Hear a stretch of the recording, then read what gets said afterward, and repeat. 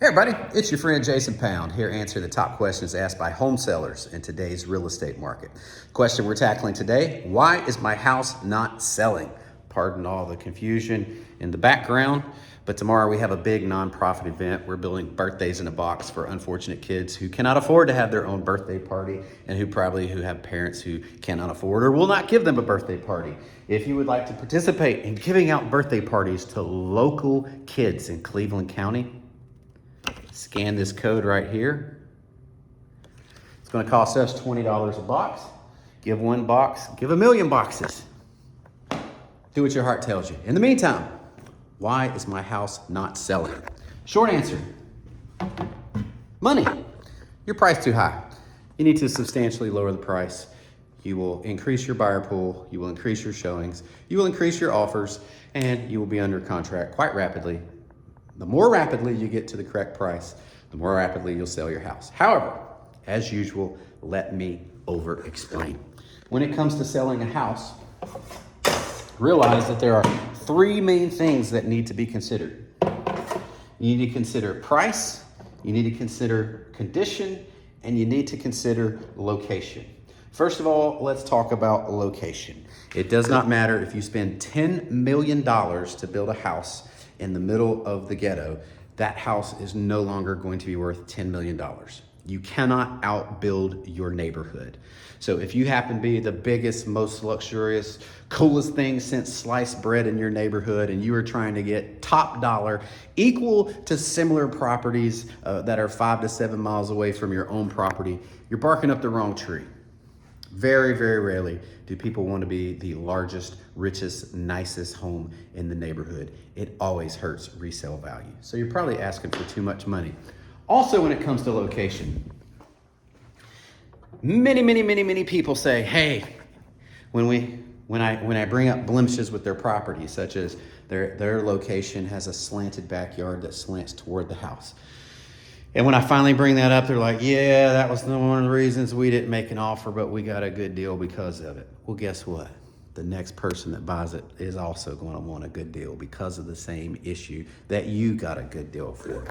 So realize if you're near a noisy road or if you're on the backside of some kind of industrial plant that makes a ton of noise, or if you're the first house in the neighborhood that everybody passes by, there are things that you discover about a property that when it comes to location, there's nothing to be done except find somebody who doesn't bother with that, or find somebody who's willing to get a little discount to put up with it, just like you were.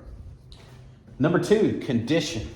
This is one of the most misunderstood pieces of the real estate game. If your house is not move-in ready, more than likely it does not qualify for a loan. Meaning the average buyer using government-backed loans cannot purchase your house. And you have limited the buyer pool to individuals who have commercial loans or have cash. And those individuals are not in the business of breaking even. So to keep the math easy, I'm going to use $100,000 just to make it easy and adjacent here. But say your house fixed up would be worth $100,000, but needs $30,000 of work. So in your head, you're going to list the property at $70,000. No. That's breaking even. Realize your typical investor wants to make a 10% profit. So if they're going to sell it for $100,000, they want a $10,000 profit. So if it's going to take $30,000 worth of work, $10,000 worth of profit, we are now at a $40,000 discount. But then every single investor realizes that they're not perfect and they're going to make mistakes. So they build some fluff into it. Some investors do 2%, some do 5%, some do 0.5%. But just let's say it's 2%. That's $2,000. So you need to give a $30,000 discount for the work, you need to give $10,000 discount for the profit, and you need to give a $2,000 discount for the fluff. So that comes up to $42,000 taken away from 100. And that is the price that you need to list at starting out if you want to have a chance of selling that property. So realize condition is king, especially in Oklahoma where our foundations move and where our roofs wear out fast.